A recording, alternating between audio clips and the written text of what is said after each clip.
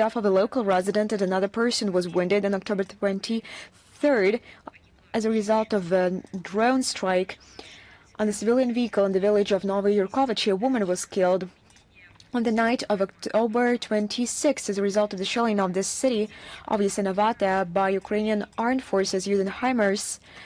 A family was killed, a girl born in 2012 and her parents, on the night of October 27 of this year as a result of UAV attack on residential buildings in Donetsk. Women born in 1927 and 1953 were killed, and a girl born in 2006 was injured in Moscow Oblast on the night of October 24th as a result of a Ukrainian UAV hit in a residential apartment building in Krasnogorsk.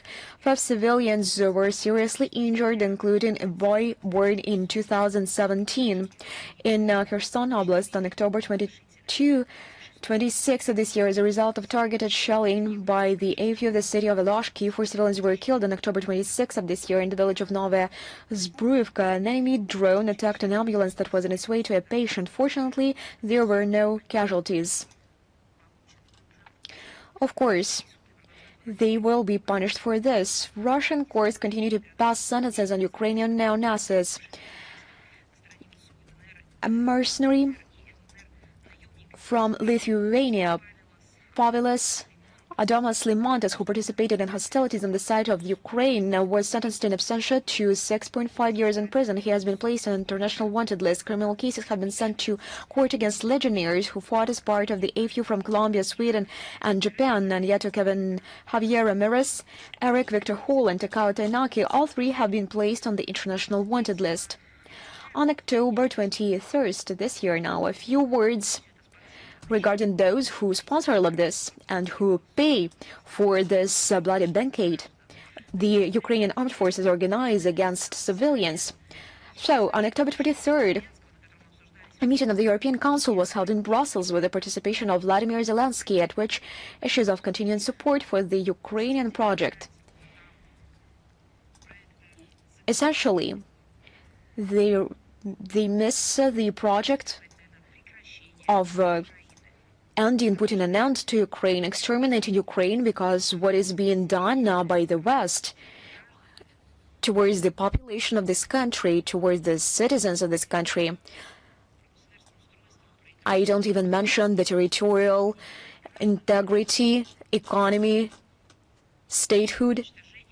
What they are doing with Ukraine can be called nothing but extermination of Ukraine. They represent it as the implementation of a noble goal from the point of view of NATO, of containing Russia, as they call it, of strategically defeating Russia. The focus of attention was a brainstorm regarding the direction of a reparation credit of 140 billion euros to Kyiv at the expense of Russian assets stolen by Brussels. There are apparently no other sources left, and the friends of Zelensky are clearly not eager to transfer funds from their own leaky budgets for the cause of defending Europe until the last Ukrainians left standing. However, the EU members could not agree on the legalization of the theft of our assets. In this regard, the local publications operating in the European Union mentioned that if you managed to hide the fact that the outcome of the discussion, here is the quote, again raises questions about the fragile support for Ukraine from the European Union. In turn, Vladimir Zelensky, not worrying about the legal and reputational consequences for the Europeans from the encroachment on Russian property, traditionally begged for more weapons and money. He repeated the tired cliches about the inadmissibility, as he put it, of territorial concessions. He announced alleged ongoing negotiations with Europeans on possible supplies of long-range weapons to Kyiv, including Tomahawks. In this context, attention was drawn to the calculations and assessments of the Kiel Institute for the World Economy, according to which Kyiv annually requires around 80 billion euros to keep its pants on, literally. On the average monthly volume of support for Ukraine by Europeans in July-August of this year fell by 43% compared to the first half of 2025, taking into account their contribution to the initiative to purchase American weapons as part of ensuring the priority needs of Ukraine. In Western expert circles, it is believed that in reality, the volume of assistance has decreased by 57%. And here we also received some curious news. On October 22nd of this year, Swedish Prime Minister Ulf Kristersson and Vladimir Zelensky signed a declaration of intent, which includes the supply of modified Swedish Jas Gripen E-fighters to Ukraine. They were talking about 150 aircraft. Their cost is estimated by experts at approximately $10 billion. The preparation of this deal should take at least 3 years, and its subsequent implementation from 10 to 15 years. Vladimir Zelensky at the same time voiced his wish to receive the first batch of aircraft as early as next year. The so-called Democratic Stockholm plans to partially cover the payment for the supply by using frozen Russian assets. Such a scheme was allowed on October 23rd of this year in an interview with the SVT television channel by Swedish Defense Minister Paul Jansson. Obviously, perfectly understanding the inevitability of the collapse of the Kiev regime, the Swedish ruling elite decided to squeeze the last dividends from the Ukraine project.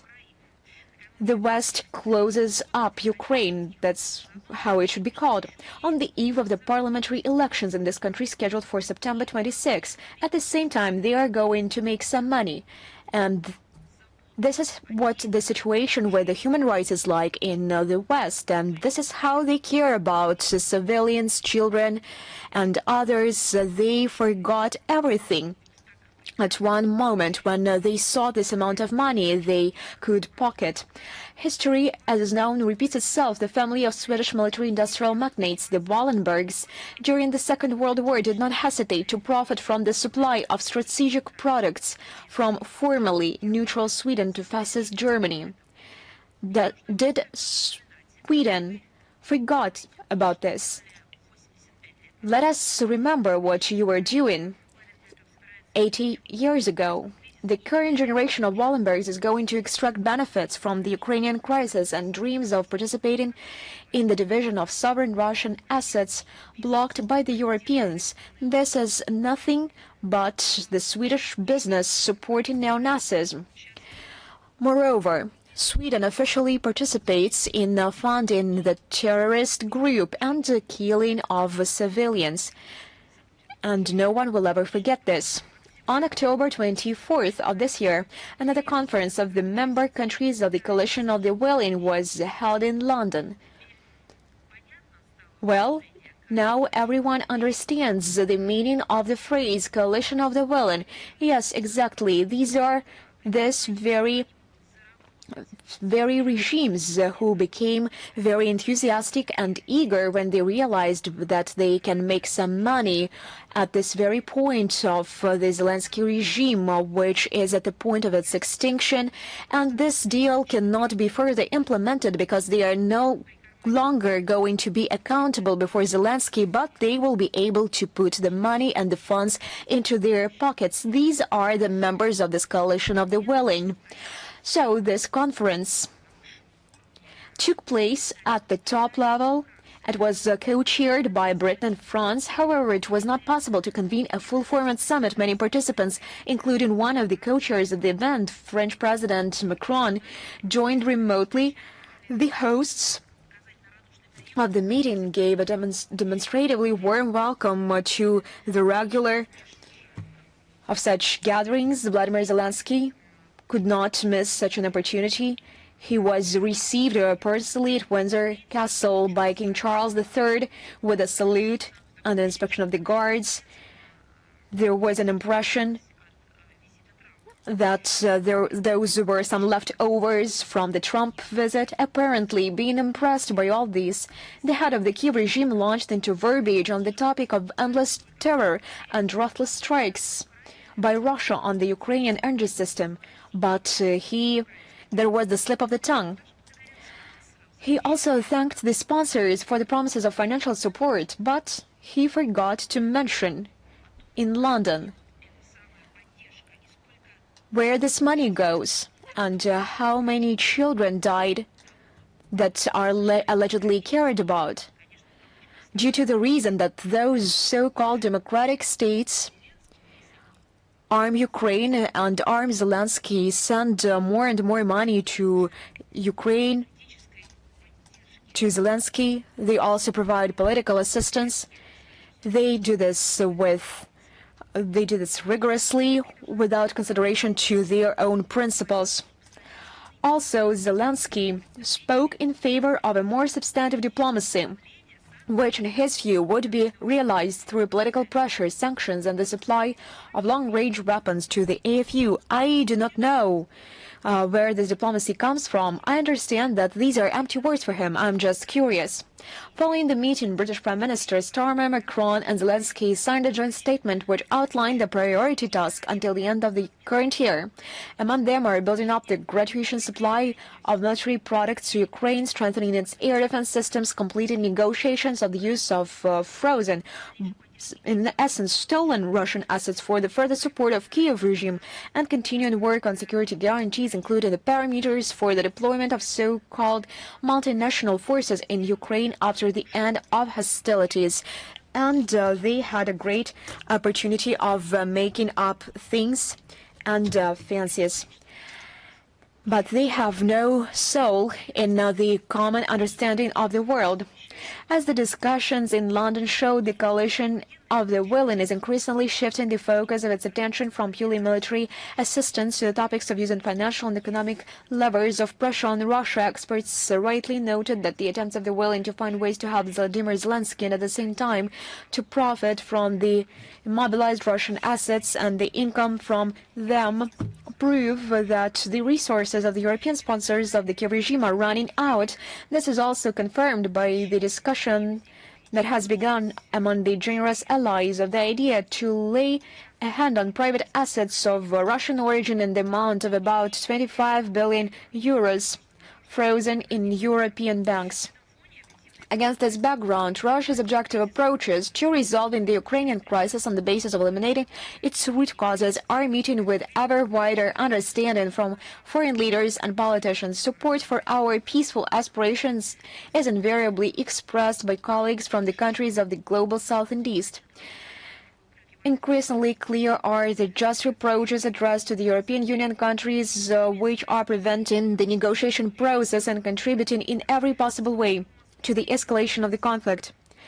With similar condemnation addressed to those Eurohawks, Hungarian Prime Minister Viktor Orban and member of the U.S. House of Representatives Anna Paulina Luna have spoken out in recent days, including other public figures. And speaking about historical facts, on October the 28th, we marked the 81st anniversary of the liberation of Soviet Ukraine from the German fascist invaders was celebrated. It became possible as a result of one of the landmark battles of the Great Patriotic War, the Carpathian-Uzhgorod offensive operation of the Red Army. It was carried out in the period from September 9 to October 28, 1944, and became part of the East Carpathian strategic campaign. This was preceded by the liberation of the western regions of the Ukrainian Soviet Republic, where together with the Hitlerites, their henchmen from the 40th Ukrainian SS Infantry Division Galichina were utterly defeated. In 1944, our army reached the pre-war borders of the Soviet Union and moved on to battles in the impassable Carpathian forests, ensuring the liberation of the territory of Subcarpathian Rus, now the Zakarpattia Oblast, from forces allied with the Nazis. In heavy battles, the troops at the 4th Ukrainian Front, under the command of Colonel General and by the end of the operational Writer General of the Army, Ivan Petrov, captured the key cities of Transcarpathia, Uzhgorod, Mukachevo, Chop, and their surroundings. Today, the neo-Nazi Kiev regime is trying with all its might to erase the memory of the liberation of the region and all of Ukraine from the fascist invaders. This regime demolishes monuments and memorials to the soldiers of the Red Army, glorifies the Hitler soldiers and the puppets from among the Ukrainian nationalists. For example, in Odessa, a street named after the aforementioned General Petrov in 2024, without any consideration for the opinion of the Odessa residents, was named after one of the militants of the neo-Nazi Azov regiment. recognized this terrorist organization in Russia and killed in Mariupol fighting in March 2022. You should remember that manipulating history is fraught with serious consequences, namely the repetition of these lessons. As the Ukrainian experience testifies, attempts by the Kiev regime to impose distorted historical interpretation invariably lead to tragic consequences. They face not only internal rejection within the society, but also the determination of civilized countries to defend the truth about the Second World War and the Great Patriotic War. I strongly recommend that you familiarize yourself with the archival materials recently declassified by the Russian FSB concerning the atrocities committed by Bandera's followers in Western Ukraine during the war. You will understand the methods of Ukrainian Nazis, methods of intimidation, combating the civilian population, and many, many other things. We will never forget that during the liberation of the Ukrainian Soviet Socialist Republic, more than 2.5, even more, 2.5 million Red Army soldiers. During the German fascist occupation, more than 10 million people were killed there, and another 2.5 million were forced into slavery. We will never forget these sacrifices, and we will never allow anyone, everyone else, to forget them. We have repeatedly mentioned that Zelensky deprived of Ukrainian citizenship the mayor of Odessa, Gennady Trukhanov. The pretext was allegedly the Ukrainian citizenship that he kept. Russian citizenship that he kept. The data was provided by Ukrainian Forces General Lysak, and they started fighting memorials, and Trukhanov counted that. A monument to Pushkin was actually closed there, and there is another session of General Conference. This General Conference is, as usual, silent. Maybe when they gather in Samarkand, representatives of the organization of UNESCO that deals with cultural heritage, they will think about what is happening nearby, actually. We will repeat that fact. We will do our best for official documents about those atrocities to be tabled for the officials who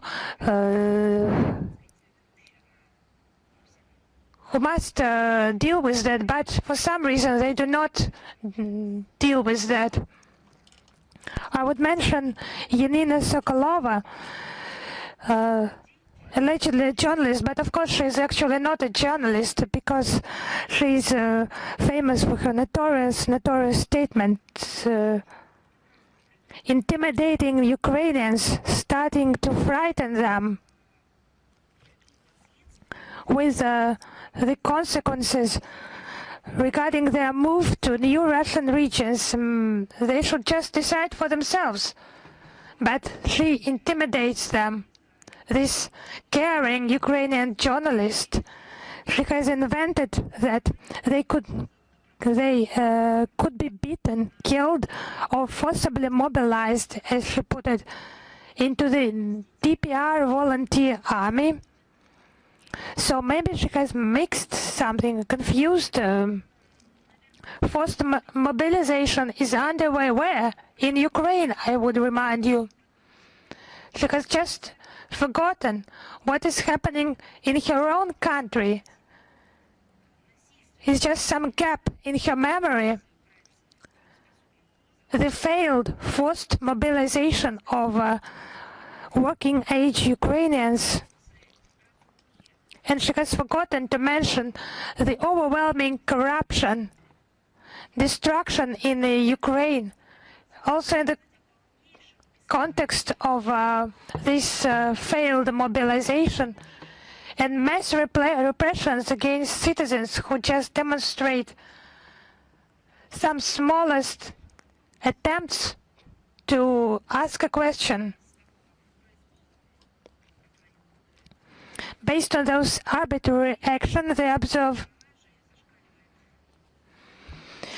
such personalities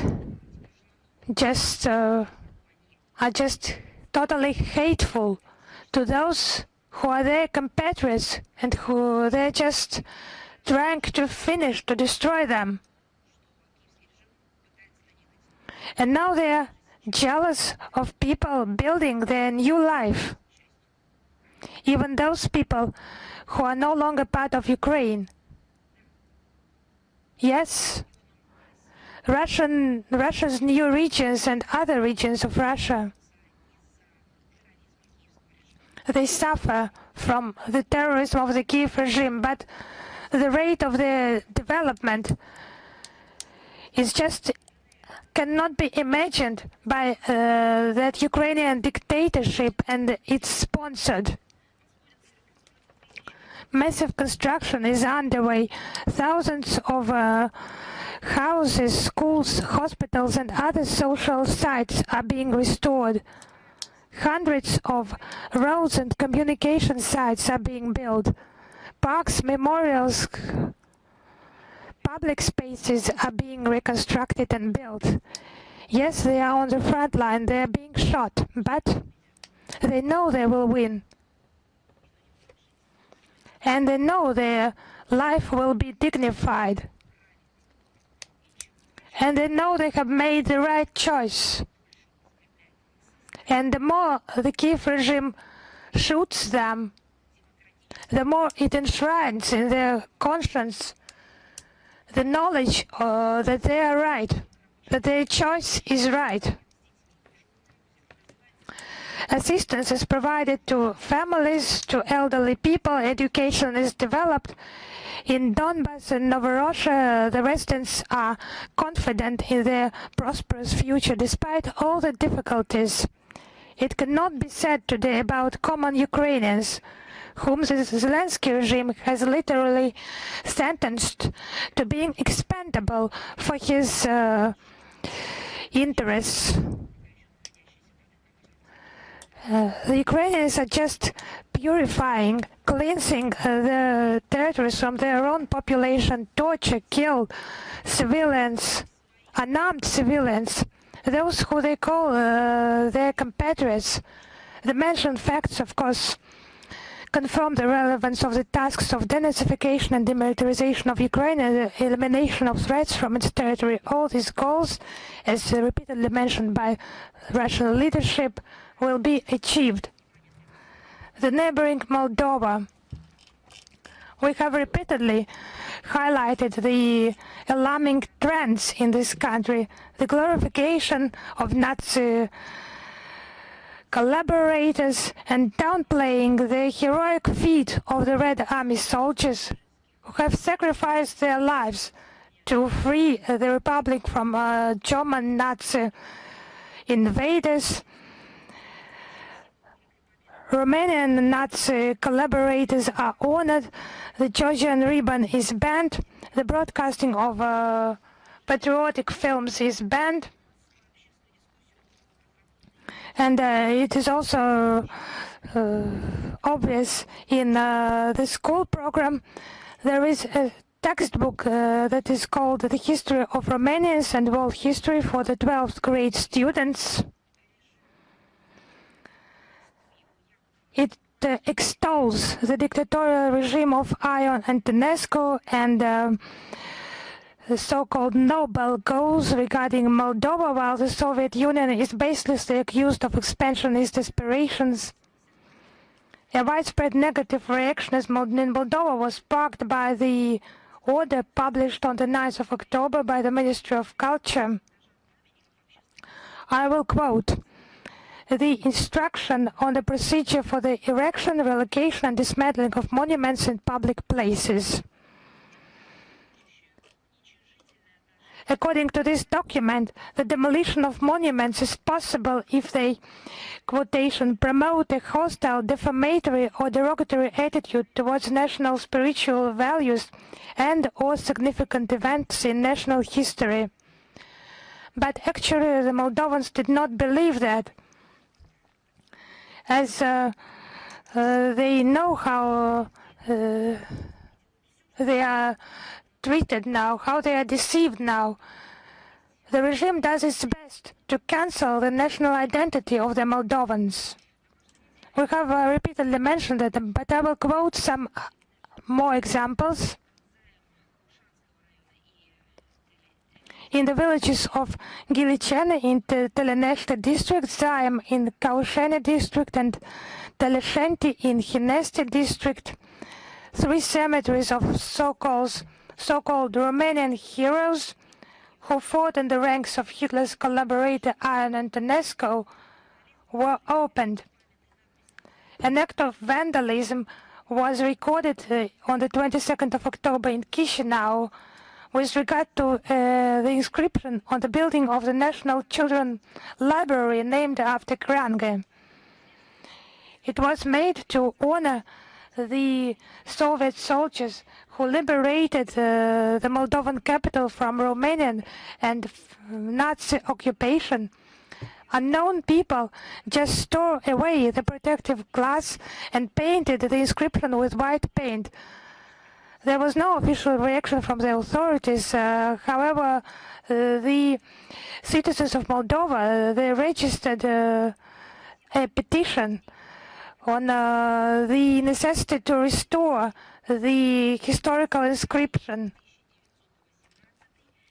And I would like to also to quote the Agency for Military Science and member of Moldova hosted the opening of the exhibition, quotation, Outstanding Romanian Personalities in Bessarabia 1918-1944. These, so to say, personalities include recipients of Nazi German orders. So where is Israel now that is so vehemently fighting the Holocaust? They collaborated the criminal in the Holocaust.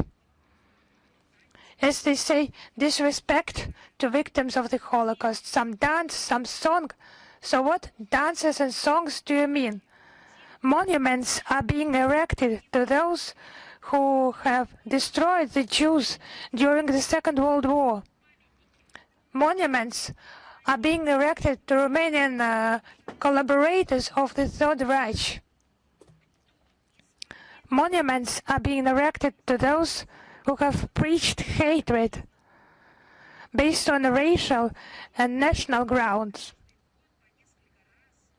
Where are all those who annually, several times, mark the International Day established by the UN General Assembly and all other memorable dates connected with the Holocaust? Where are all those people? Or is it not about the Holocaust?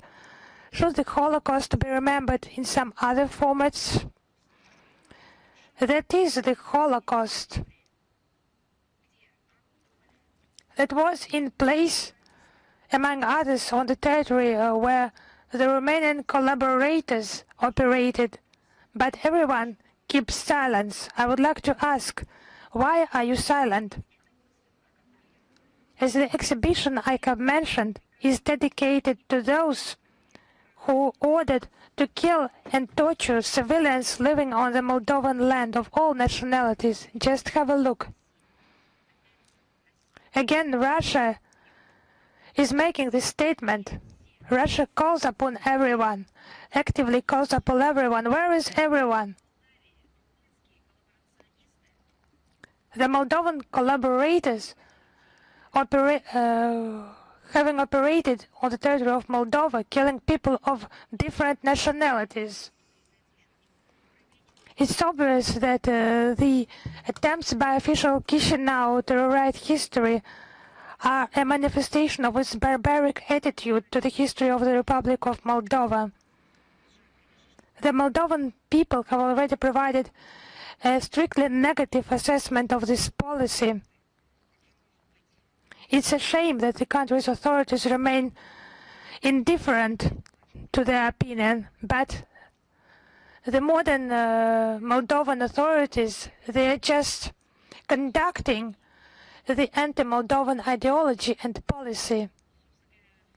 But actually, about those who usually remains in the shadow, we have drawn attention to Keith Clarenberg published material.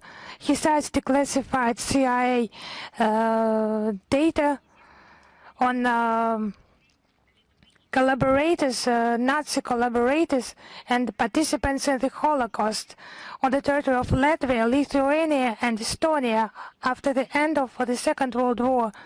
It's inhumane methods of MI6 aiding those collaborators. It's supplies of weapons and explosives, sponsoring murders and terrorist attacks, intimidating the civilian population. These methods are actually at the ready in London for those who do not agree with the neo-colonial thinking and practices.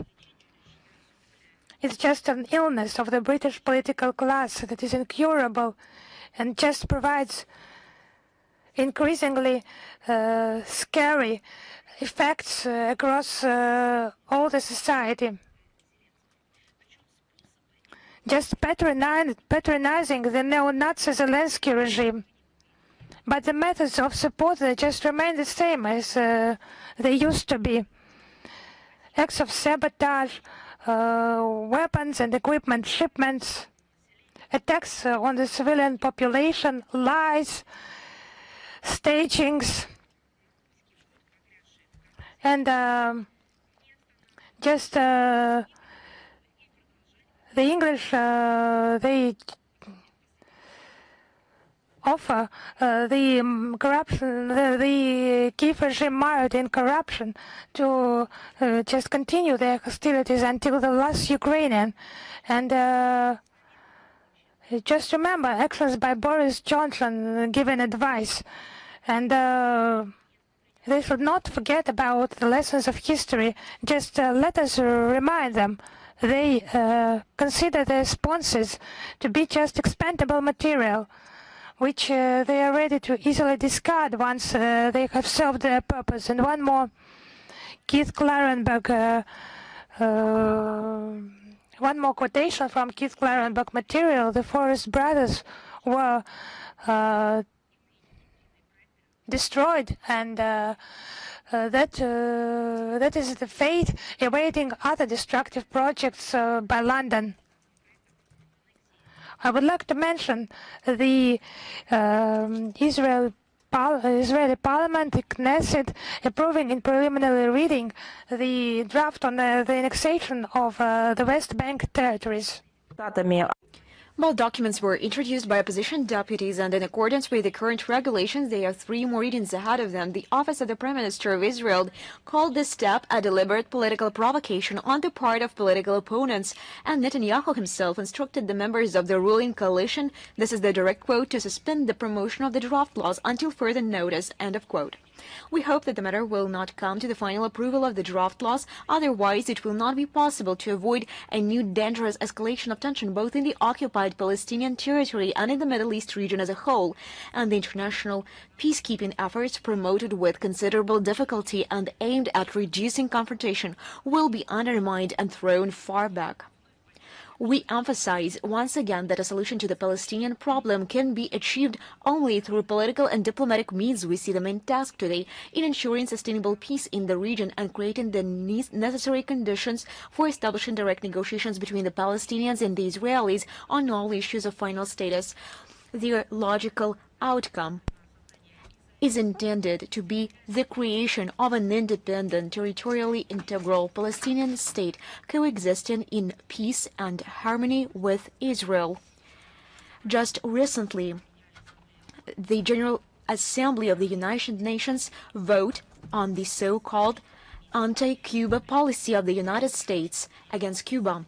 We welcome the almost unanimous adoption by the 80th session of the UN General Assembly on October 29th of this year of the annually submitted by Havana resolution necessity of ending the economic, commercial, and financial embargo imposed by the United States of America against Cuba.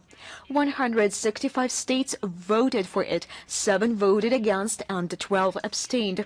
Russia, in its traditional vein, actively supported this document and made a corresponding statement during its consideration. The adoption of this resolution once again demonstrated the decisive condemnation by practically the entire world community of Washington's unilateral restrictive measures against Havana, which grossly violate the fundamental principles and norms of international law and prevent Cuba's full participation in international and regional cooperation, and also encroach on the inalienable right of Cuban citizens to a dignified life. The American blockade of the Island of Freedom is a long-standing sanctions war unleashed by the United States against Cuba to achieve its main goal, the overthrow of the government it dislikes, and is a vivid example of treacherous interference in the internal affairs of an independent state. It is no secret to anyone that these illegal unilateral restrictive measures are designed, among other things, to intimidate other states that would like to develop mutually beneficial cooperation with Cuba. The economy of the island is suffering colossal losses from the American embargo from March 2024 to February 2025. The damage caused to it by the blockade increased by 49% compared to the previous similar period and amounted to more than $7.5 billion US, exceeding the huge damage caused to the country in 2023 by $2.5 billion US. The total losses for the entire history of the embargo have reached more than $170 billion US. If not for the blockade, Cuba's GDP could have grown in 2024-2025 by 9.2%, which is one of the highest growth rates in the Western Hemisphere. All this affects the well-being of Cuban citizens, representing a major barrier to the full realization of human rights in Cuba, primarily in the areas of healthcare, education, energy, and food security. We are confident that the fraternal Cuban people, despite all of Washington's efforts, will continue to courageously and cohesively resist the challenge.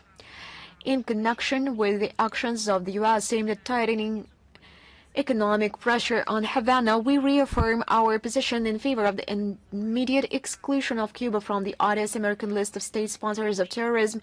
This country has an impeccable reputation as an active participant in international cooperation in countering terrorism. Guided by the fundamental principles of the United Nations Charter, we will continue to advocate, together with the world majority, for the complete and unconditional lifting of the embargo, as well as against the preservation of Cuba on the specified list of states. We will continue to provide support in the struggle of the leadership and the fraternal people of Cuba in the name of protecting state sovereignty and to consistently strengthen the Russian-Cuban strategic partnership in the widest range of areas in accordance with the agreements reached during the talks held in May of this year between the President of the Russian Federation, Vladimir Putin, and the President of the Republic of Cuba. Yesterday, Pochta Russia, on October the 29th, issued the postal marks depicting the consulate generals in Istanbul, the diplomatic missions in Uruguay, and others. All these buildings which are depicted on these stamps represent the historical value, and they all are together issued with Marco since 2023. The history of the Russian embassy in Berlin dates back to early 18th century during Second World War. This building was demolished afterwards. Another building was erected. It was solemnly opened in 1852. The embassy of Russia in Uruguay, located on the Boulevard of Spain, is a classic example of the architecture of its time, and this building is an integral part of the cultural landscape of Montevideo. The Consulate General's office was built in 1845 in Istanbul. This is the palace which became the symbol of the imperial power and the symbol of friendship between the two maritime states. On October the 29th, the Municipal BRICS Forum started its work. It brought together many guests and partner states of the association. The opening ceremony and plenary session were attended by the Deputy Minister of Foreign Affairs, Sherpa of Russian BRICS, Sergei Ryabkov. In recent years, conditions have been developing for an increasingly active development of interaction with foreign countries at the inter-regional and intermunicipal levels. Joint initiatives of our regions contribute to the preservation of historically established and the establishment of new ties and supplement the agenda of interstate relations with relevant content. We consider international cooperation at the local level as a valuable instrument for ensuring the foreign policy interests of our country. That is why the BRICS International Municipal Forum is a key platform for the exchange of experience and best practices in the field of local self-government among the participating countries, where representatives of municipalities can share successful practices and find joint solutions to common problems in the field of sustainable urban development, digitalization of municipal services, and improving the quality of life of citizens. By tradition, the event is held in St. Petersburg, which is one of the leaders in the numbers of external ties. More than 100 agreements on cooperation with municipal entities of foreign states, including with the BRICS member countries. Their number is steadily growing. New agreements are being concluded with states that are friendly or constructively disposed towards Russia, and corresponding roadmaps for their implementation are being developed. On the sidelines of the forum, the second module of the International School of Municipal Leadership will be held, organized with the assistance of the administration of the President of the Russian Federation and Gimao University, within which topical issues of the development and coordination of interregional and intermunicipal ties, project cooperation and strategic investment, and strengthening contacts with regions of friendly countries will be discussed. The first module was successfully held in September of this year with the active participation of the Russian Ministry of Foreign Affairs. We are confident that within the framework of the next BRICS International Municipal Forum, joint initiatives and projects will be developed. 205 years ago, on October 25, November the 6th New Style, in 1820, Emperor Alexander I approved the statute for the consuls of His Imperial Majesty residing in Europe and America, which for the first time in the history of Russia systematized and detailed the activities of Russian consuls abroad. The need to develop a normative act that replaced the previously existing disparate instructions and directives arose in connection with the active expansion of the Russian consular presence abroad during the turbulent period of the Napoleonic Wars and after their end. The main tasks of the consul, who at the time was subordinate jointly to the Ministry of Foreign Affairs and the Department of Foreign Trade, were to ensure compliance with, I quote, the rights and benefits of the Russian people in general in trade and navigation, unquote, as well as to resolve trade disputes between Russian merchants who were on the territory of the consular district. The consul exercised control over merchant shipping, registered ships sailing under the Russian flag, checked and issued ship documents, resolved disputes, investigated shipwrecks, and sanctioned deals for the sale of Russian ships. He also collected and regularly sent to the center systematized information on the state of trade and economic relations with the host country. The duties of the consul included providing comprehensive assistance to compatriots, primarily from among merchants and seafarers, which included both consulting and legal support as well as direct care for their well-being. For example, he was obliged to facilitate the provision of quality medical services to them. The consul issued passports and certificates of registration of civil status acts to Russian subjects, performed notarial acts, carried out the legalization of documents, established guardianship over children left without parental care, took measures to protect inherited property, and assisted in the return of compatriots to their homeland. The consul services were paid for in accordance with the tariff attached to the statute. For more than 2 centuries, the consular statute has been repeatedly revised and supplemented, while invariably remaining the main source of law for Russian and Soviet consuls.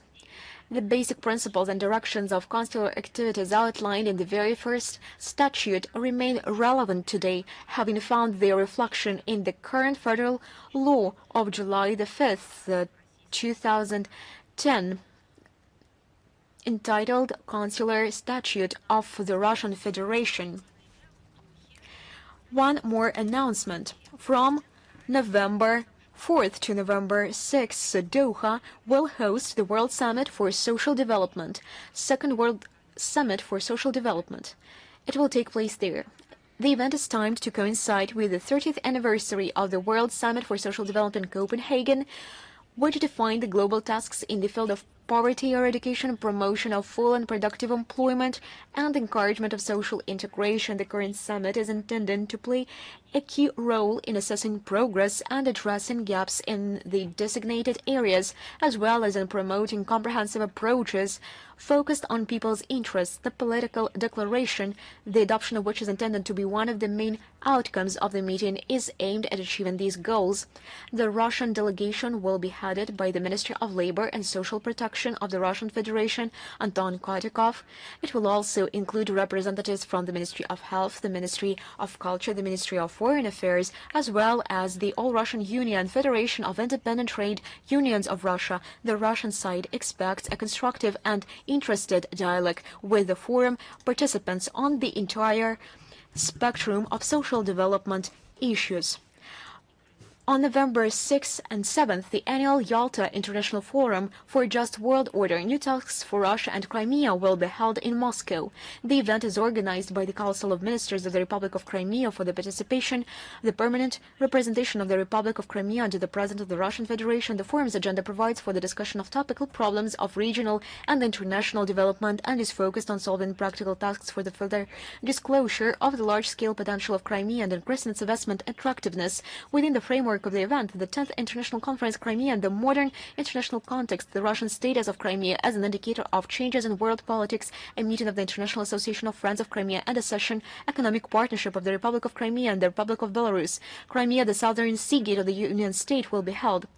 Leading experts, scientists, representatives of government bodies and public figures from Russia and foreign countries and members of the International Association of Friends of Crimea will take part in the forum. Now about a very important date. As you know, since 2005, Russia has celebrated National Unity Day on November the 4th. This holiday was established in memory of the liberation of Moscow by the People's Militia from Polish interventions in 1612. It has a deep historical and cultural context, reminding us of the value of unity, the importance of protecting the fatherland, and preserving traditional Russian spiritual and moral values. At all turning points in the thousand-year-rich history of Russia, it was the unity of its people. It was the key to glorious victories, the key component of the successes of the Russian state. Together, we are strong, thanks to the enormous intellectual and creative potential of our people, people who are talented and who love their country, who sincerely wish to bring benefit to their people. On this day, we remember the heroic deeds of our ancestors who united to defend the motherland, regardless of their origin, religion, and social status. We remember those people who demonstrated heroism, courage, and patriotism. This holiday has a special meaning for the participants of the special military operation. Every day, they perform heroic feats in the name of the glory of our fatherland. On behalf of the Ministry of Foreign Affairs, we know that we do not say and send congratulations in advance, but nevertheless, we always convey our emotions. We always share significant and important words on the eve of such important holidays as the Unity Day. That is why we will do this once again on November the 4th, but I would like to sincerely congratulate our soldiers there at the front line and wish them good luck at their daily heroic deeds, at their very important and dangerous mission. We wish you to come back with a victory, safe and sound. We do love you sincerely. We are with you and you are with us, and we all are together. This is what this holiday, the Unity Day, is about.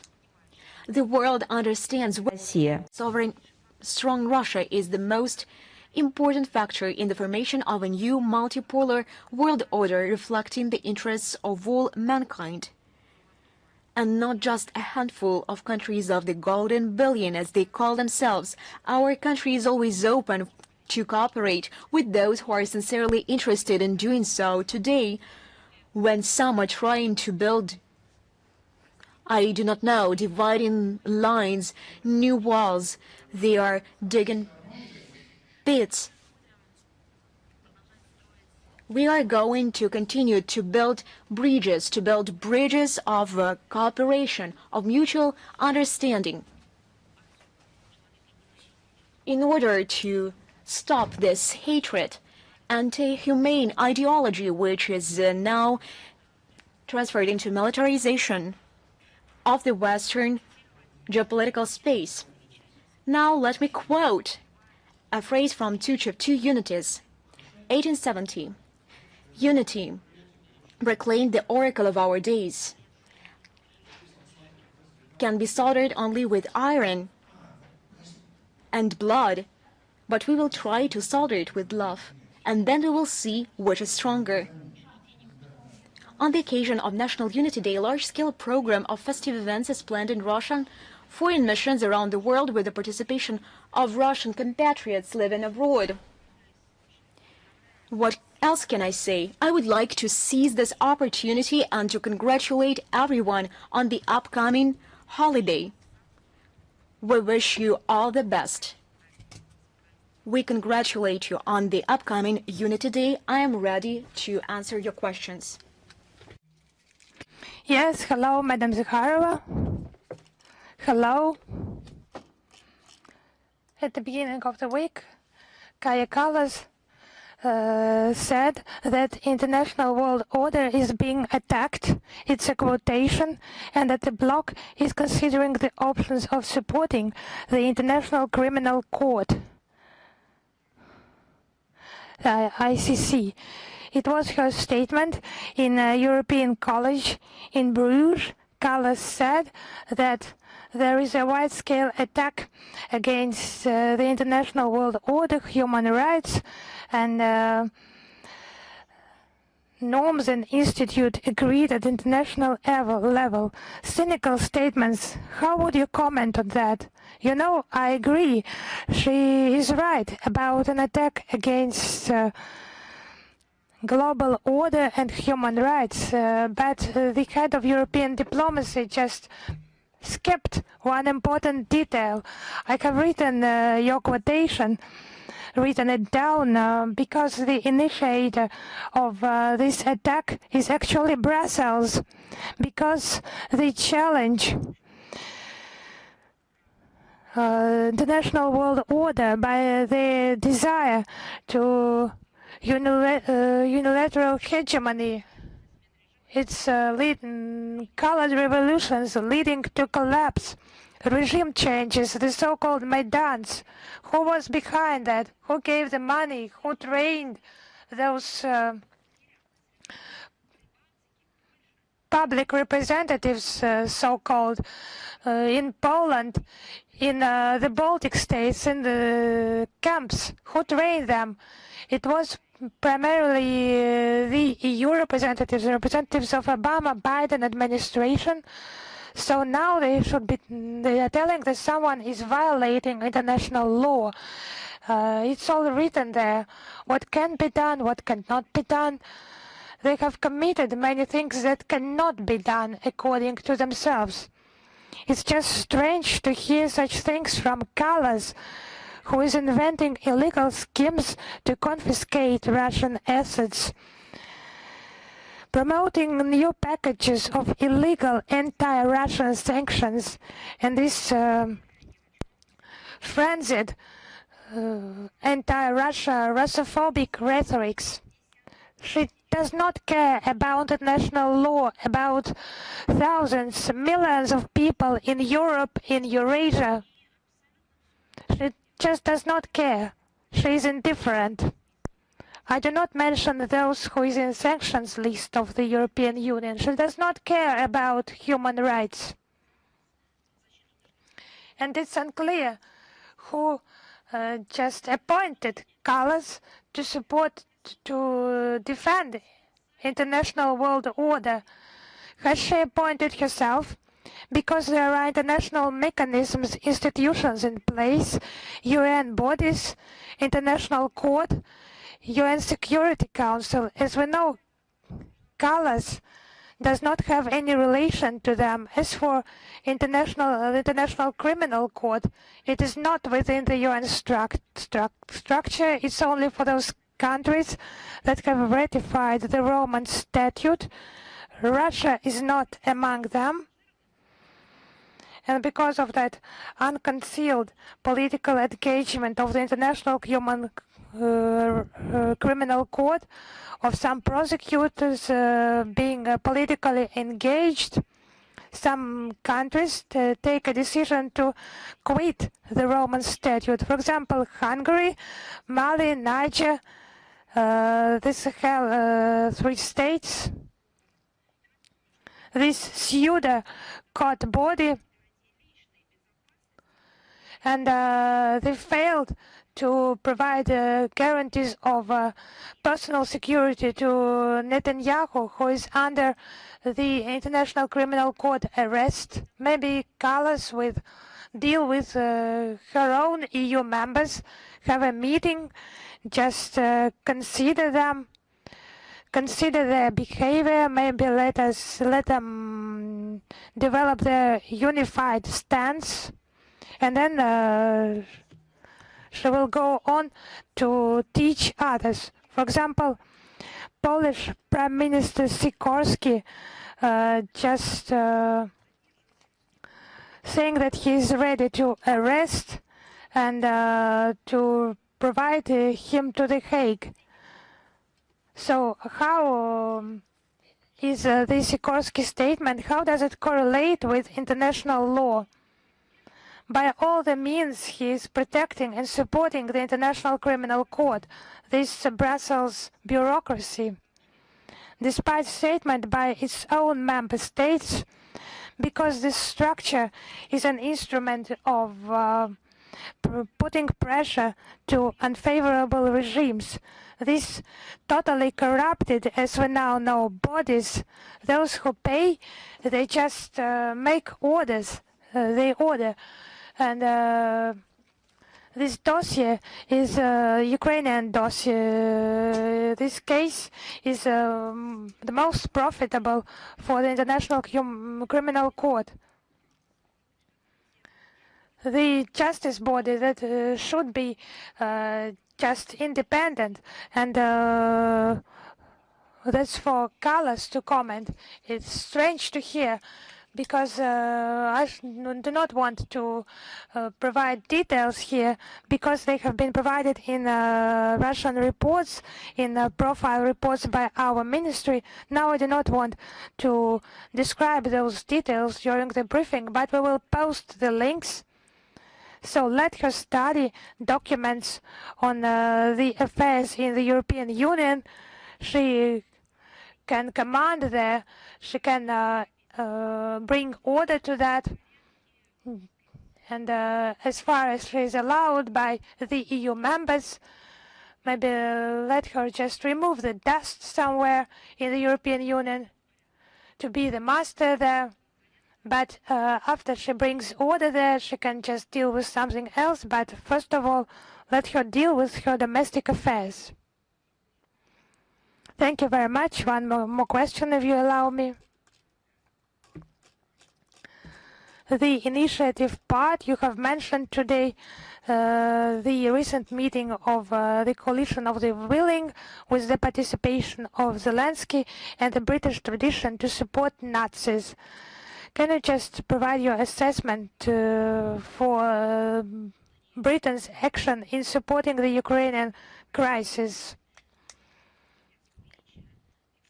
Just London is gambling everything on supporting the Ukrainian leadership. It's just some forensic idea. And they remove just all the social, economic problems to the background. widespread migration, illegal, and not regulated, that is changing the face of Great Britain. It is just changing, and street crime as well, very high rate. Keir Starmer government and the rating of his Labour Party falling. They're just supporting their sponsors on Bankova and supporting them in their anti-Russian policy that is killing the Ukrainian people. They are pushing them towards a dangerous edge. Zelensky has visited Great Britain in October. He was received by Charles III in Windsor Castle, honoring Zelensky. There were parade procedures, as if he came with some historiographical purposes.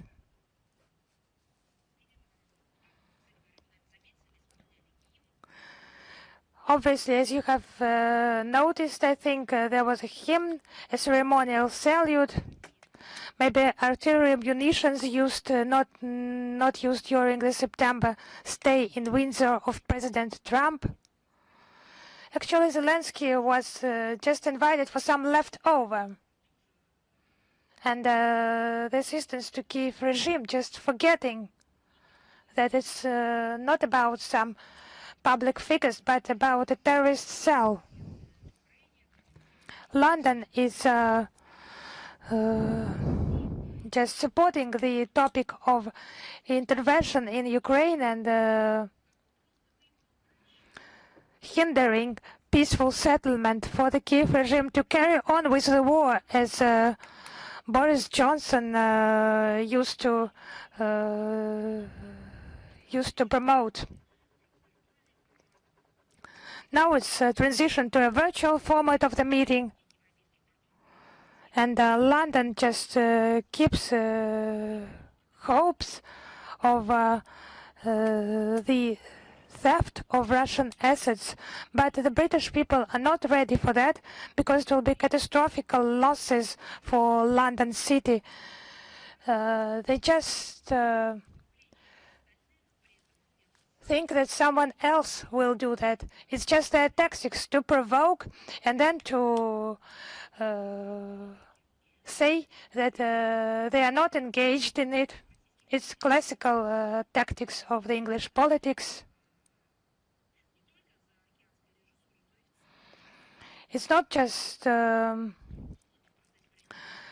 someone patronizing those tactics. It will be paid by London, by common citizens, common British citizens, as it is always the case. They should realize the destructive nature of anti-Russian politics that is fraught with grave consequences for international and regional security. At first, it is not hindering efforts aimed at the settlement of the conflict by eliminating of its root causes. Thank you very much. Thank you. Is RIA Novosti with us? Yes, Madam Zakharova. Christina Rodriguez, RIA Novosti. We have 2 questions today, if you allow. I will move on to the first question. How would you comment on the information that has appeared in the media that the illegitimate high representatives of Bosnia and Herzegovina, Mr. Schmidt, is soon to leave his post and pass on his duties to someone who will be approved by the UN Security Council? Actually, Mr. Schmidt, he did not occupy any post. He just qualified himself as some representatives. He was not approved by the UN Security Council for this post. He did not have any legitimacy. They're just words, special words. He's just an usurpator that can qualify him. and to pass on his functions, to pass on the functions he does not have, he has never had. He cannot do that, and the post is vacant after Valentin Inzko left the post. Actually, his stay in Bosnia and Herzegovina is just his private business. It has nothing to do with post-conflict settlement with Bosnia and Herzegovina. At least as agreed by the international community, Russia is one of the Dayton Agreement guarantors. Agreement of 1995 supports the elimination of the external protectorate incompatible with the sovereignty of Bosnia and Herzegovina.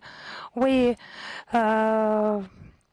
stand for the entire responsibility for the fate of the country and its people, equality and equal and respectful dialogue. Thank you very much. Thank you very much. My second question, if I may. Russia has made considerable efforts to establish the facts of the staged incident in Bucha. As far as I know, in the context of the investigation of this provocation, you have repeatedly sent relevant inquiries to the UN Secretariat. I would like to know, have you received any response? As you know, this issue is regularly raised and controlled by Sergei Lavrov. During his contacts with UN officials, including Secretary General Guterres, he not only regularly talks about this, but also conveys the corresponding letters. What is our permanent mission to the United Nations in New York does. We continue to seek a substantive response from the UN Secretariat to Russian inquiries regarding the provocation in Bucha in April 2022. In particular, we insist on the provision of a nominal list of the names of the people whose bodies were shown in the Western media footage, the British in particular, that went around the world. And they were represented as civilians killed in Bucha, and accusations were voiced towards Russia and Russian military. So far, we have seen, only to put it mildly, an evasive reaction from UN officials to proposals for constructive interaction with Moscow. We call on the representatives of the World Organization to abandon the actual connivance with the Ukrainian staged incident. Not only Ukrainian, I mean the western part of Ukraine, which was aimed at discrediting our country. We call upon the UN Secretariat, the UN Secretary General, to hold a thorough and transparent investigation to identify the persons responsible for this monstrous crime of the Kiev regime. The fact that Russia claims this list, this name-by-name list of the people who were misrepresented as victims, we are doing this not only to lift this accusation from us, we are doing this in order to encourage the international community to launch an international investigation, what had happened there, and who had killed those persons and those who had orchestrated these events in Bucha. The other day, Sergei Lavrov sent another message to UN Secretary General on this topic, and we await their reaction once again. Thank you very much. Izvestia, are you with us? Good afternoon, Madam Zakharova. We have 2 questions today, if I may.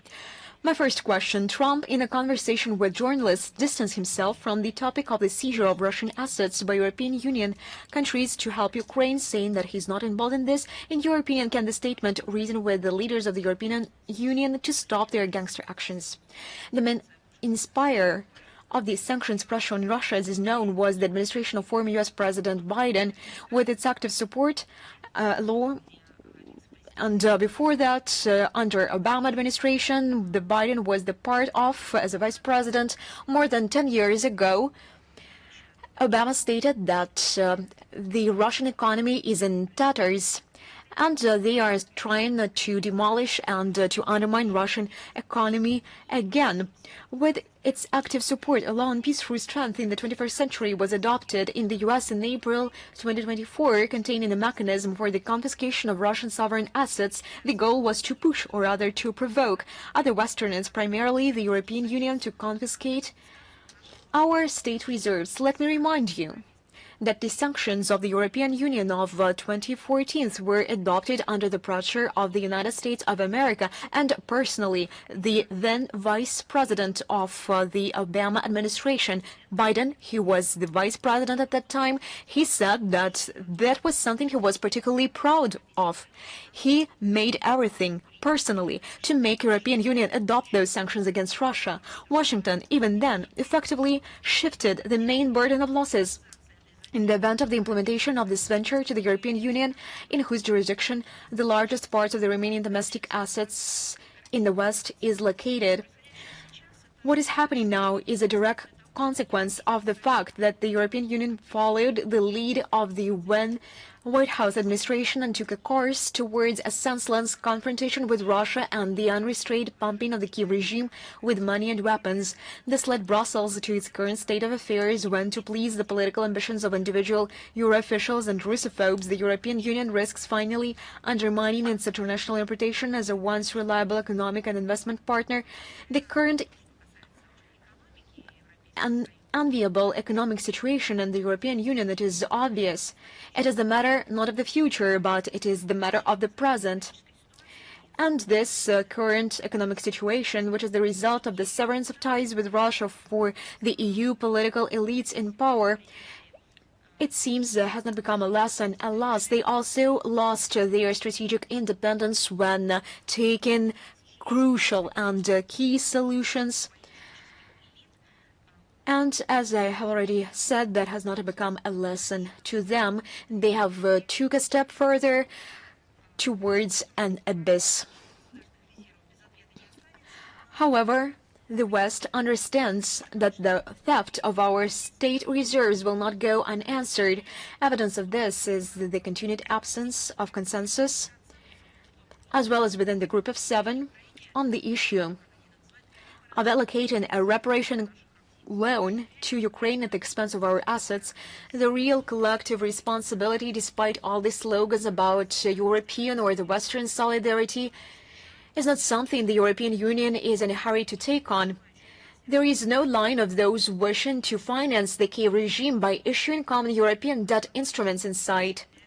Instead, there is the usual unseemly squabble around money, in this case someone else's.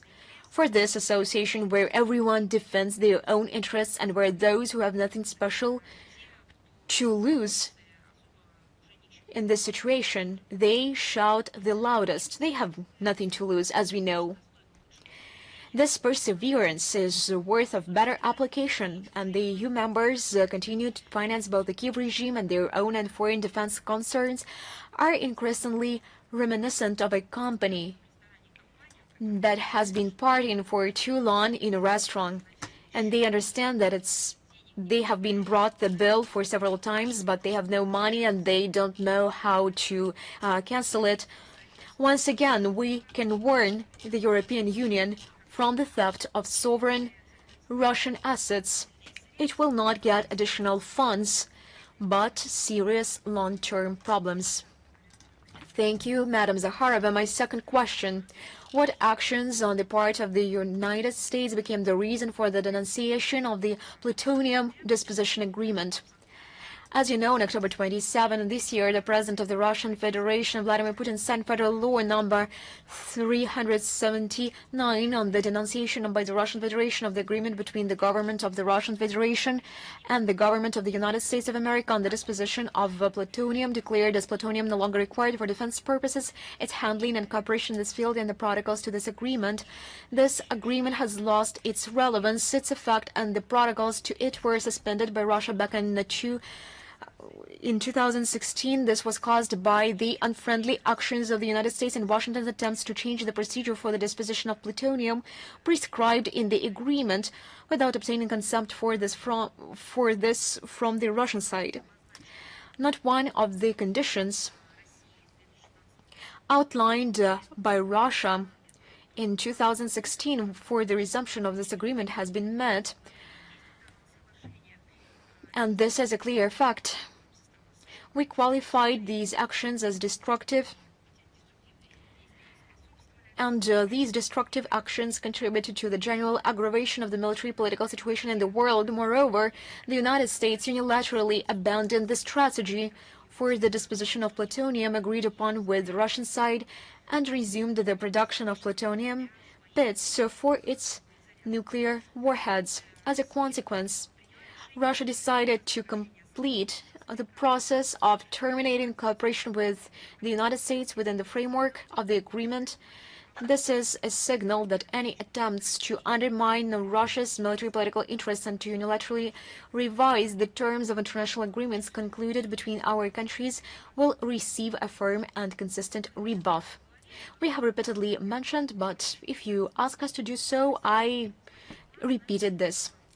Thank you very much. Archie, are you with us? Good afternoon. Good afternoon, Madam Zakharova. Good afternoon, colleagues. So we have two questions today. Donald Tusk stated that Ukraine has the right to attack targets associated with Russia anywhere in Europe. He made this statement shortly after a Polish court rejected Germany's request for the extradition of a Ukrainian diver accused of involvement in the bombing of the Nord Stream gas pipelines. How would you comment on such rhetoric from Warsaw and the situation surrounding the investigation of the sabotage in the gas pipelines?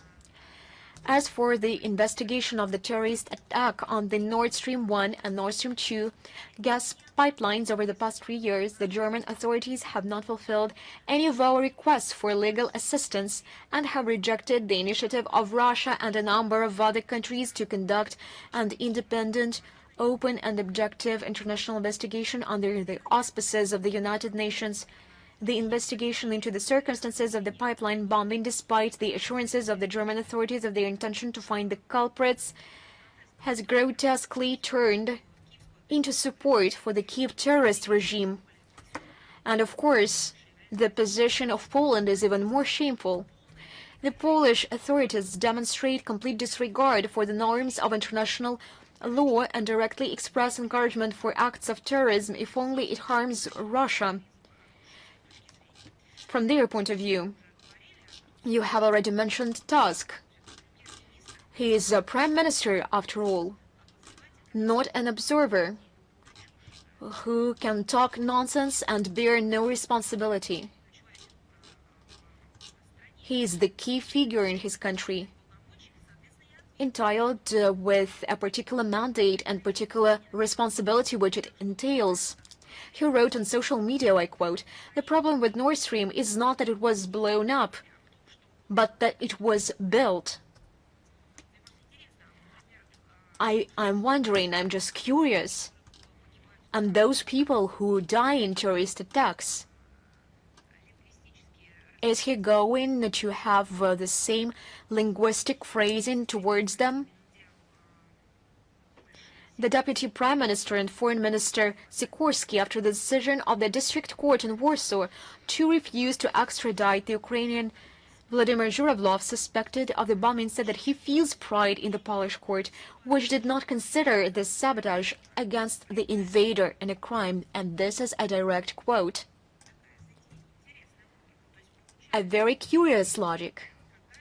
So, we see if a grouping, a band, an organization declares, or just for itself, considers Poland to be an invader or a country that does not fit into regular norms, everything that this group will be doing on the territory of Poland will not be considered as a crime. What can we say about this, and how should we treat this? For our part, we will do everything to prevent this unprecedented terrorist act against an object of cross-border underwater civilian infrastructure from being swept under the carpet with all our resources and opportunities. My second question, if I may. You know, there is another point in this regard. Speaking about the statement made by Tusk and other Polish politicians, let alone the moral and ethical part of the question, there is a legal part of the question. This is a terrorist act. They can consider this to be nothing wrong. They can consider this to be a positive thing. This is another story. This is a different story. But indeed, in reality, there is a violation of legitimacy and the right. There used to be the facility of infrastructure. There were contractors, and all this was demolished after all. This all requires investigation. Perhaps, following the investigation, those who ordered and those who perpetrated this action, I now quote, the Polish representatives, perhaps then the Polish government will give them an award. But let's find them first and foremost. I suggest that we should find them. We should identify the perpetrators and then give the Polish government an opportunity to honor the perpetrators, the so-called heroes. Speaking about those who ordered this terrorist attack, Biden himself said that he would do everything possible to suspend this infrastructure project from functioning. This statement was a public confirmation of his intention. We should identify those who perpetrated, who sponsored and supervised all those happening, and afterwards each and every legal entity, international organization will give corresponding assessments of those activities. Some would say that those are criminals, and Warsaw perhaps will award and honor those perpetrators. Just do not get in the way of finding these so-called Polish heroes. Let's find them first and foremost. My second question, if I may. The mayor of the Armenian city of Gyumri, Verdan Gukasyan, detained on the 21st October on the allegations of corruption. There is a new criminal case initiated against him, this time for statements in favor of Armenia being part of the allied state with Russia. They are regarded as calls for seizing power and overthrowing the constitutional order. How can you comment on that? I would repeat that the case of Verdan Gukasyan, our position is that it is a domestic affair of Armenia and its people, but what I cannot but share its astonishment, the privileges of cooperation with Russia. Someone just regarded them as calls for overthrowing the constitutional order in the country, and it's about the accession to the European Union. And in April 2025, a law was adopted in Armenia on the start of this accession process. Maybe let them just qualify this action somehow. It's just restriction of sovereignty, and it's said directly in that law. There is no different reading of that. The accession to the European Union, they should abandon part of their sovereignty. For example, in taking foreign policy decisions, they demand their candidates, even at initial stage, just not member countries, but candidates, to sanction those who the European Union has qualified as its enemy, and so on and so forth. Of course, it's abandoning the sovereignty in the sphere of law, monetary policy, migration regime, and many, many other spheres. But for some reason, they do not mention any criminal liability, criminal cases for supporting EU aspirations. There is no such cases in Armenia, but if there is already such a practice in place, like regarding the statements of some public figures for calls for deprivation, alleged deprivation of sovereignty in Armenia, so other calls, other statements should also be considered, because we are convinced that It's just normal. It's healthy practice, cooperation with neighboring states in any democratic society.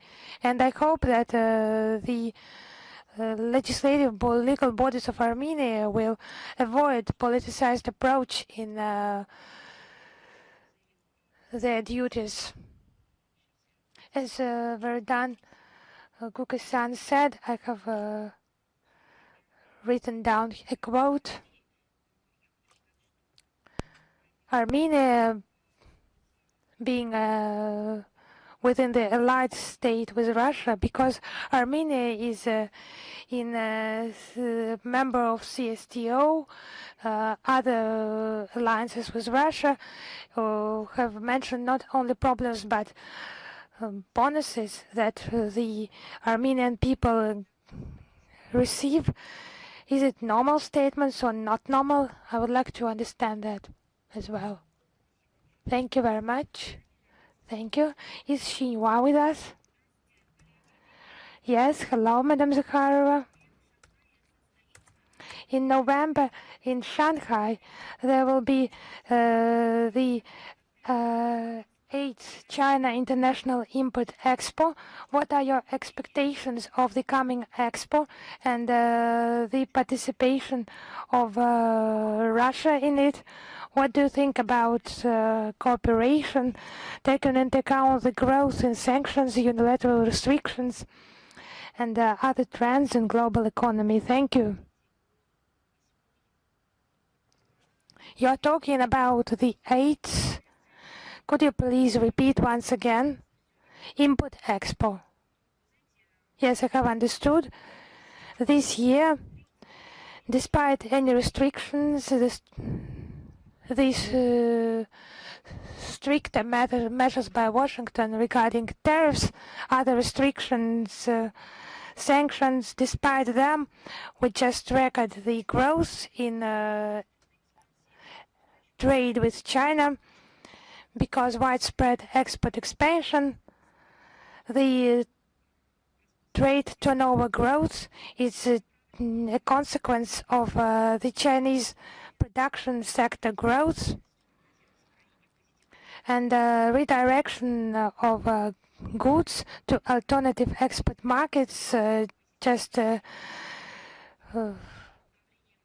give us some ground to forecast the positive trends staying. This is a key role in preserving stability worldwide. The 8th Expo is just a major trade forum. We know about the demands in China, demand for our agricultural products, high-tech equipment for Russian businessmen. Business circles, this platform will provide additional opportunities for demonstration of their achievement, expanding business links with China, looking for reliable partners, accessing international markets. So we hope that this event will succeed. Thank you very much. Is News.ru with us? Yes, we are here. We have two questions. Hungary has initiated the creation of tripartite alliance with Slovakia and the Czech Republic. It's about an attempt to protect from the US pressure because Washington is calling upon abandoning Russian hydrocarbons. Do you think this alliance has any chance to succeed? Yes. Actually, there is no legally binding, legally formed alliance. It's about possible coordination of Bratislava, Budapest and Prague in protection of their national interests before the European bureaucracy that has become an obvious threat for the EU member countries. We actually value the pragmatic approach, and the sovereign approach is appearing on major international issues. I cannot hear. You have no sound on, I think. There is no sound. Yes, now can you hear me? Yes, perfectly. My second question. How is the process going on of the return to Russia? Во-первых, по линии профильных ведомств двух стран ведется предметный диалог в целях скорейшего возвращения российских граждан на родину. Второй момент, мы уже сообщали, в Россию вернулись наши журналисты, руководители информационного агентства «Спутник Азербайджан» Игорь Картавых, он вернулся 19 октября, и шеф-редактор Евгений Белоусов, он вернулся 25 октября. Беспокойство, конечно, вызывает ситуация со студентом из Санкт-Петербурга, Дмитрием Федоровым. Есть многочисленные сигналы о неудовлетворительном состоянии его здоровья. И я хочу подчеркнуть, что посольство России в Баку вчера повторно направило азербайджанской стороне запрос на встречу с российским гражданином и на предоставление ему квалифицированной медицинской помощи. Консульский доступ, к сожалению, пока не получен.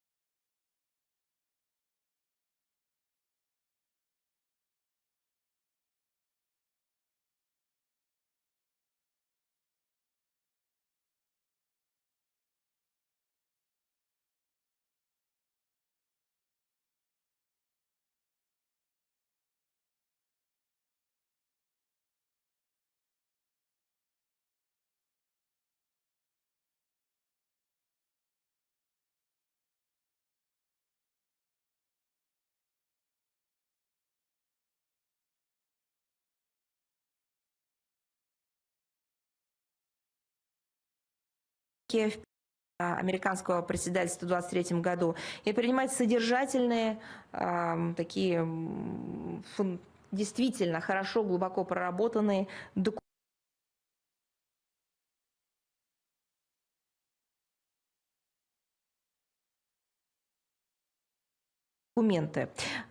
Поступательно развивается и проектная деятельность форума. Она неизменно направлена на решение разнообразных практических задач, которые способствуют повышению региональной связанности. И в этом смысле АТЭС действительно способен соединять. На АТЭСовской площадке плотно взаимодействуем с Китаем, с другими конструктивными партнерами, делаем ставку на углубление экономической интеграции, снятие всех необоснованных барьеров, последовательно выступаем против использования экономики как оружия, совместными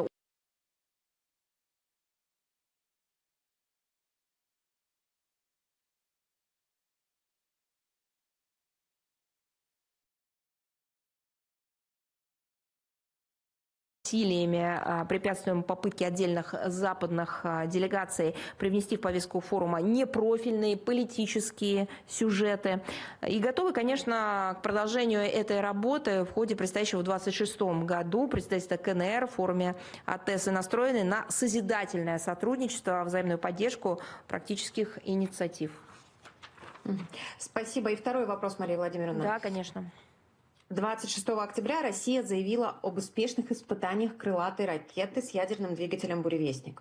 И на фоне переноса встречи лидеров России и США, утверждения нового пакета санкций ЕС и проведения ядерных учений НАТО, чем была обусловлена необходимость обнародовать информацию об успешных испытаниях «Буревестника», именно в этот момент какой сигнал этим шагом направляется? Знаете, информация, я думаю, что вы, конечно, читали и слышали об успешных испытаниях системы «Буревестник», была обнародована в ходе доклада начальника генерального штаба господина Герасимова президенту Российской Федерации по итогам тренировки стратегических ядерных сил. Такие многосложные и такие комплексно готовящиеся учения, включая испытания перспективных образцов вооружения, носят плановый характер, они прорабатываются фундаментально. Сигнал в таких случаях, как правило, один и тот же. Россия на системной основе предпринимает шаги по поддержанию эффективности и надежности национальных сил и средств стратегического сдерживания, их технологической зрелости и адекватности существующим угрозам. Цель, безусловно, обеспечение постоянной готовности нашей страны защищать свои коренные и жизненно важные интересы, а также демонстрация любому вероятному противнику, что в ответ на потенциальную агрессию с его стороны Россия в состоянии дать гарантированный и твердый отпор. Что касается систем, подобных буревестнику, то, как уже неоднократно заявлялось российским руководством, их разработка носит вынужденный характер и происходит в целях поддержания стратегического баланса. В частности, нашей стране приходится реагировать на все более дестабилизирующие действия натовцев в сфере, ну вот в частности, противоракетной обороны. Спасибо. Спасибо вам. С нами ли Украина.ру? Здравствуйте, Мария Владимировна, Анна Черкасова, издание «Украина.ру». У нас один вопрос сегодня. Западные СМИ активно педалируют тему отказа госкомпаний Китая и России закупать нефть российских компаний Роснефти, Лукойл из-за санкций США. Как вы считаете, насколько экономика, точнее угроза санкций экономики стран может оказаться сильнее политических связей России с Индией и Китаем? Вы знаете, мне кажется, не стоит противоставлять вот эти сферы. С каждым из наших международных партнеров, включая Китай, Индию, мы совместно выстраиваем взаимовыгодное сотрудничество и с политической, и с экономической точек зрения. Следуем такому принципу при любых обстоятельствах, в том числе и даже неблагоприятных. В частности, Россия на протяжении многих лет удерживает первое место по объему поставок нефти в Китай. Российско-китайское партнерство в области энергетики носит стратегический характер, не подвержено сиюминутным веяниям и не зависит от внешнего.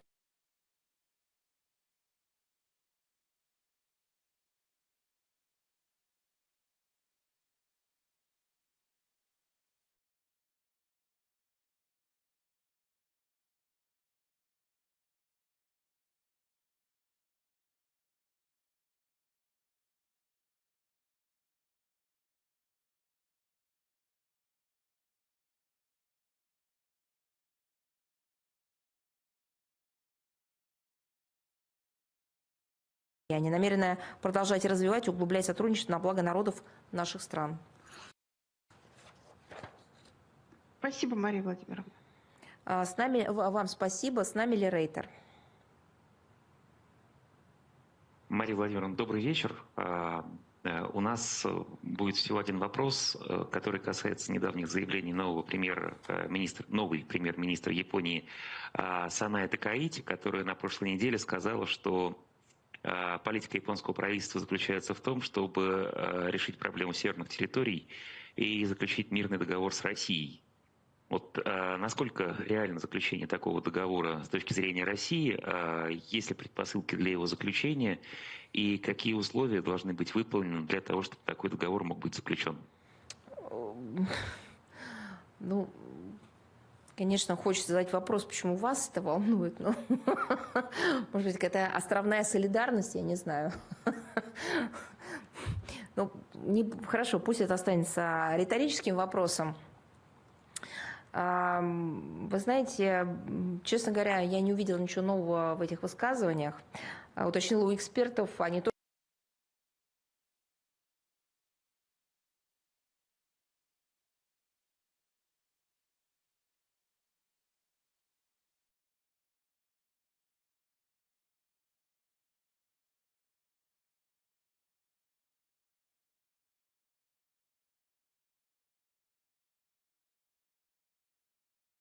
ничего не увидели нового в этих высказываниях.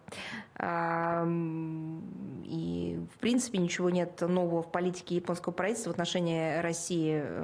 Мы не услышали в ходе выступления в парламенте премьер-министра Такаити. Ничего там нового не прозвучало. Вы знаете, у нас есть наш принципиальный подход. Вот он как бы тоже, наверное, прозвучит не ново. Мы неоднократно об этом заявляли и раньше. Путь к возобновлению диалога с Японией откроется только после деятельного отказа Токио от антироссийского курса, нацеленного на нанесение нашей стране и ее гражданам ущерба, как там придумали, да, что нам будет какое-то там поражение, ущерб наноситься. Вот от этого они должны отказаться. Это к вопросу о предпосылках или о, так сказать, тенденциях, атмосферах и так далее. Потому что ведь именно такая недружественная линия завела двустороннее сотрудничество в тупик. Но линия эта была недружественная и тупиковая с японской стороны, не с нашей.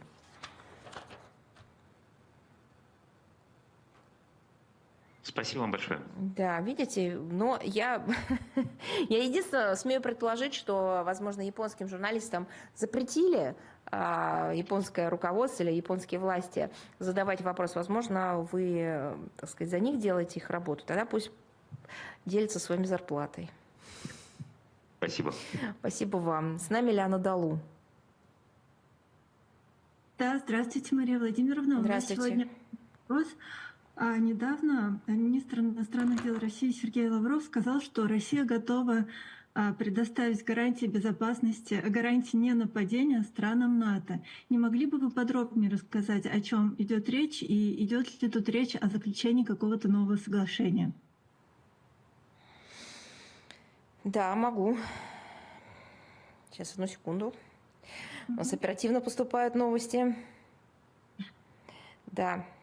Так, мы исходим из необходимости формирования архитектуры безопасности на всем пространстве Евразии, а не только в отдельных регионах нашего континента. Собственно, как и сказал министр иностранных дел России Сергей Лавров в своем выступлении 28 октября на Минской конференции, международной конференции в Минске по евразийской безопасности.